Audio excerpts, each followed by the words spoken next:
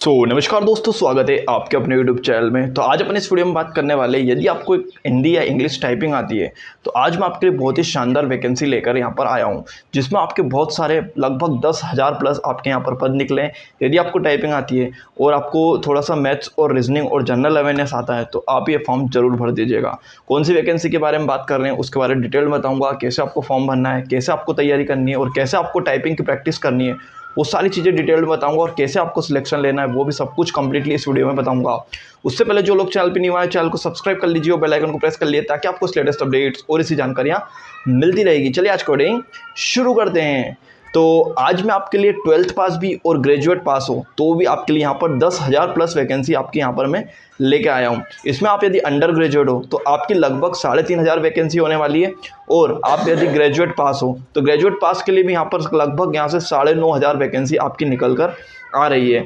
इसमें यहाँ पर जो मैं बात कर रहा हूँ वो रेलवे की वैकेंसी की बात कर रहा हूँ, रेलवे एनटीपीसी की वैकेंसी के बारे में, जिसमें आपको यदि टाइपिंग आती है तो टाइपिंग में आपकी बहुत सारी अलग अलग प्रकार की पद निकले हैं, जैसे टिकट चेकर, टाइपिस्ट कम क्लर्क, टाइपिस्ट कम अकाउंटेंट, और आपके जो मैनेजर होता है आपका जो ऐसी पोस्ट लगभग आपकी 8 से 10 पोस्ट ऐसी निकली जिसमें आपका टाइपिंग मांगा है। तो कैसे आपको तैयारी करनी है, तो आपको पता होगा कि रेलवे में आपकी जो होती है उसमें दो आपके, एक अंडर ग्रेजुएट और आपका एक ग्रेजुएट आपका होती है पोस्ट, उसके अकॉर्डिंग आपकी पोस्ट निकलती है।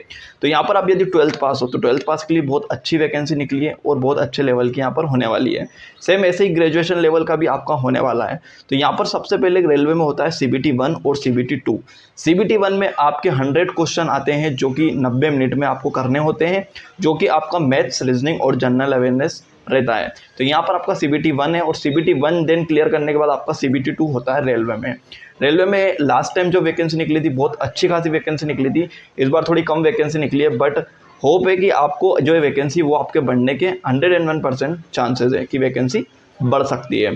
तो आप अपनी तैयारी को बहुत अच्छे से रखें। CBT 2 भी आपका सेम होता है, इसमें ओनली 3 सब्जेक्ट आपको पढ़ने रहते हैं, मैथ्स, रीजनिंग और जनरल अवेयरनेस। इसमें मात्र क्वेश्चन 120 हो जाते हैं और टाइम आपका 90 मिनट ही रहता है। तो ये आपका CBT 1 और CBT 2 आपका ये हो गया है। बहुत सारी पोस्ट है जिसमें आपकी लगभग टाइपिंग प्रैक्टिस जो आपको करनी है वो तो करनी है, और आपको टाइपिंग टेस्ट देना है लास्ट में।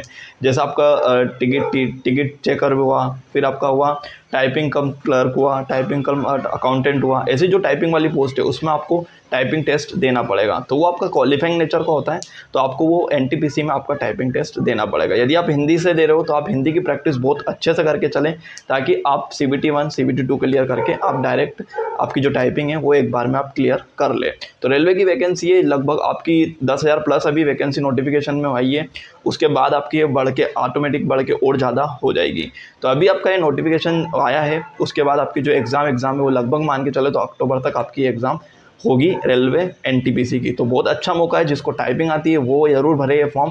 टाइपिंग वालों के लिए बहुत अच्छा सुनहरा मौका है रेलवे में, TC बनने का, क्लर्क बनने का और अकाउंटेंट बनने का, और अलग अलग पोस्टें हैं वो आपको नोटिफिकेशन में पढ़ोगे तो आपको सारी चीज़ें देखने को मिलेगी। तो यही आपको बताना था। होप्स आपको चीज़ें समझ में आ गई होगी। चीज़ें समझ में आई तो वीडियो को लाइक कर दीजिए, चैनल को सब्सक्राइब कर दीजिए, अपने दोस्तों में ज़्यादा शेयर कर दीजिए। चलिए नए वीडियो मिलते हैं नए टॉपिक के साथ, तब तक के लिए जय हिंद, वंदे मातरम।